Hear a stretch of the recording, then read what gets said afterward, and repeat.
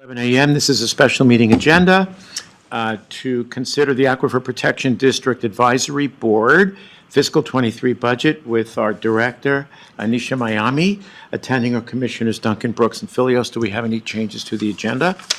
None. Moving forward. So once again, review of the FY23 budget for the Aquifer Protection.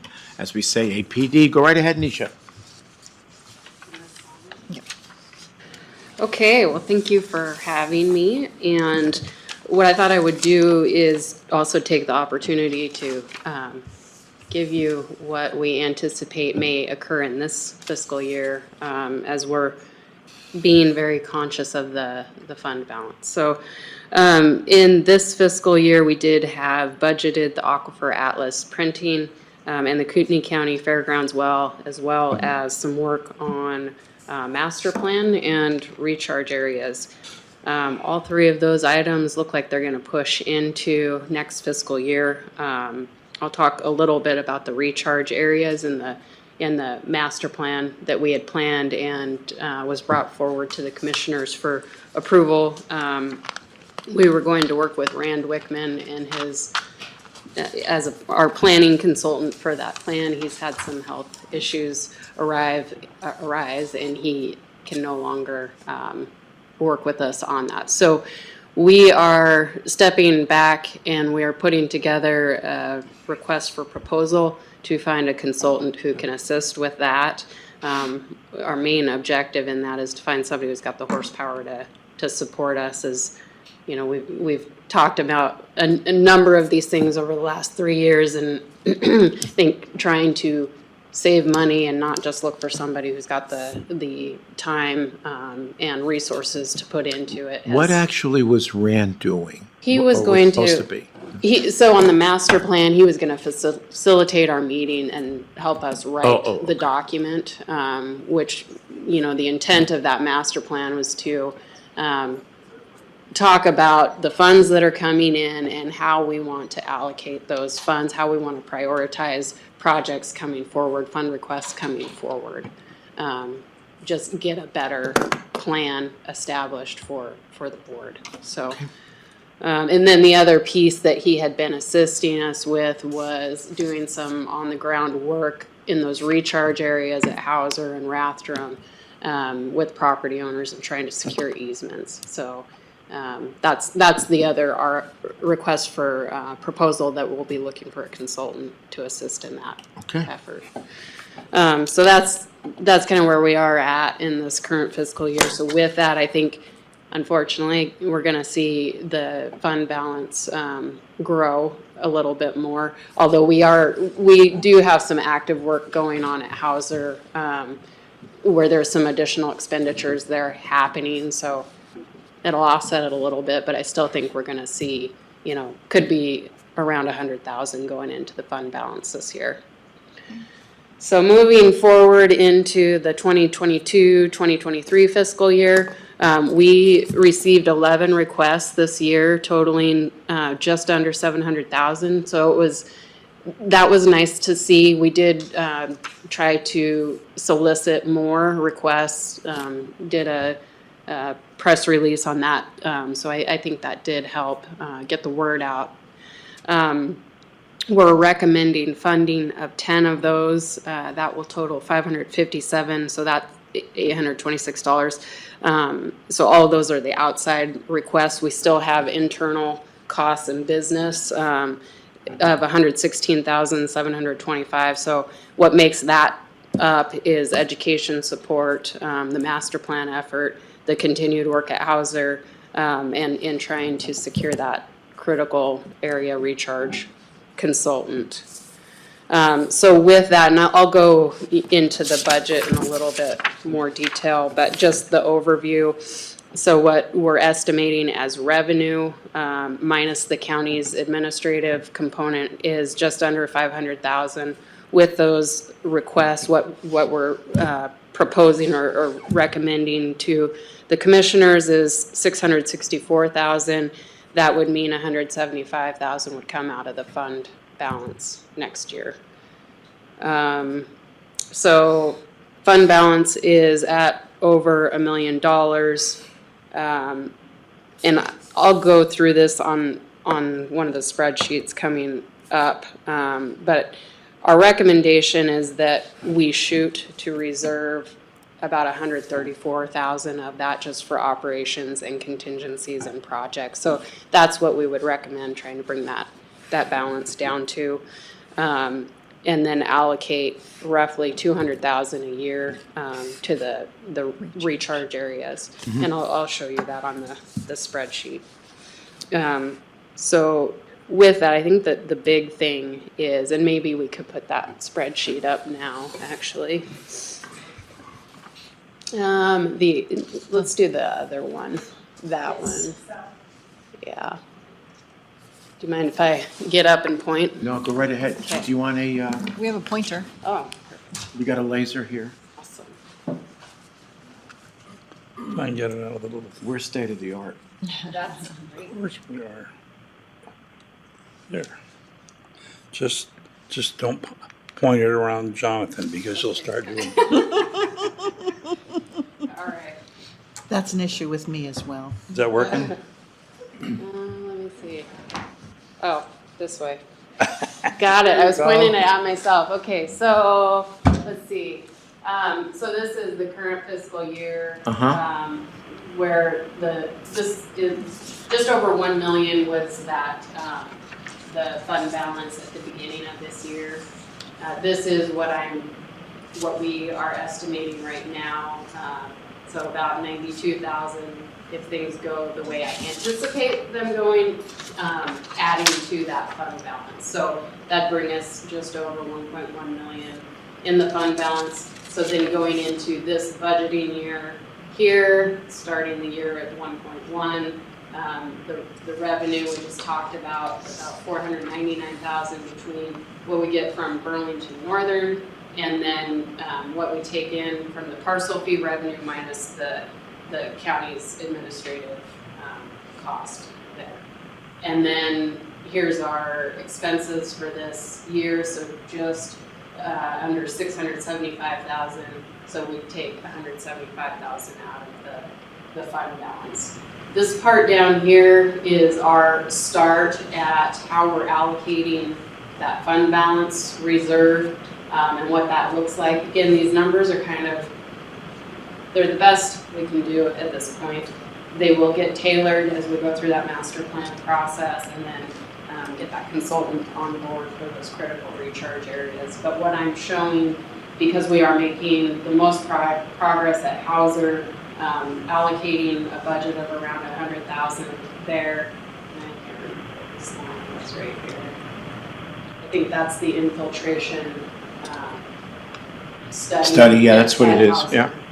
And just to stay on that for just a minute, that area we've prioritized as the highest just because of the industrial nature of where that recharge that it travels through.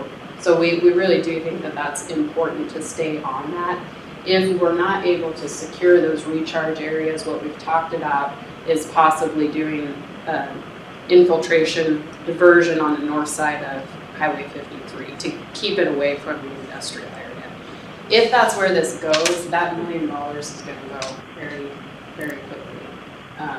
But anyway, the intent of the budget there is to just have money so that we can study that area more, determine if an infiltration area is even feasible, which is going to take some test holes and evaluating that area to the north, and also at the same time talking to those property owners. We've not been real successful with those property owners. That nobody seems to be too interested.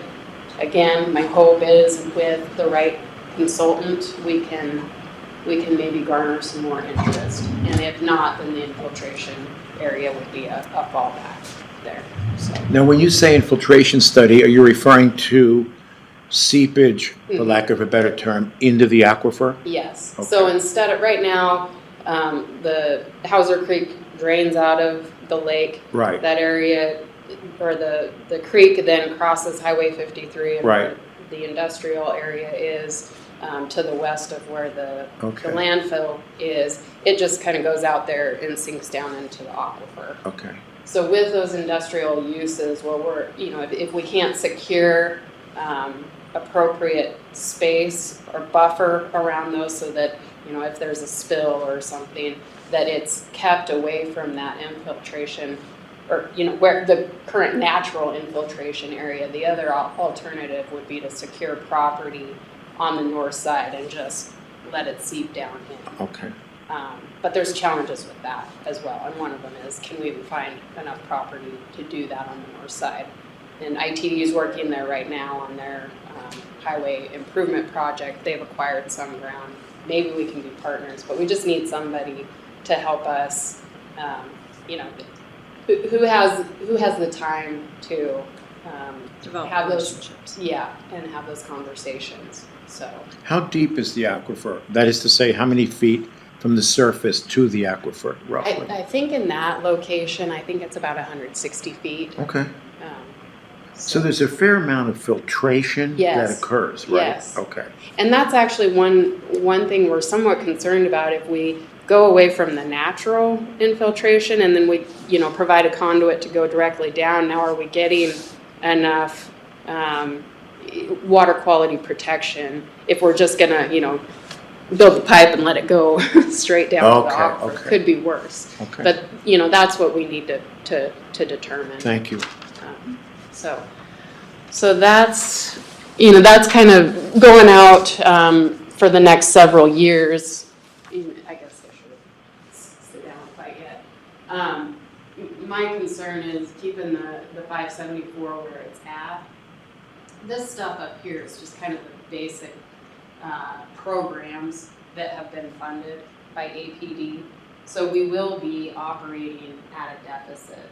We can use those funds, but at some point, once these funds are used up, the fact is we're operating at a deficit, and that 574 would have to be increased at some point. So I think our recommendation at this point is going to be to leave the 574 where it's at, but have the faith in the board that we're going to get the consultants we need on board to make a dent in the reserve that we have. And then just know that we may be back in a couple years looking for an increase in that parcel fee revenue, just so, and that base, when I say core, the core projects that's funding are core, projects, that's probably the best word, that's DEQ and Panhandle Health.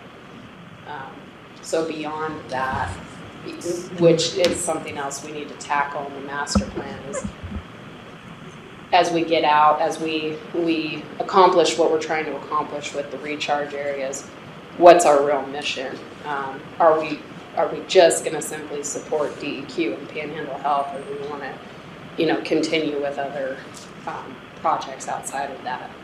In which case, once that fund balance is gone, Right. we're either going to have to, again, keep increasing fees, or we're going to have to scale things back somehow. So. Yeah. Well, I think looking at it year after year, I think is a good thing, because you really hadn't anticipated that extra 100,000 coming back this year. And with supply chains and with other things coming in the future, who knows where Yeah. projects are going to be anyway. So, Yeah. yeah, that makes sense. Okay, so I'm happy to, so this sheet here is all the projects that we're funding this year. I'm happy to touch on those or run through those quick if you want to. Maybe I can say, a couple of the new ones that were that are kind of special projects this year. City of Rathdrum and Kootenai County Parks and Waterways came to us with requests for funding to support park areas. And so we're proposing $6,000 to each of those, which See that. would primarily be signage related. And then we've got a stream gauge for Hauser Creek, which that data will work into some of the things that we're doing at Hauser with the recharge area.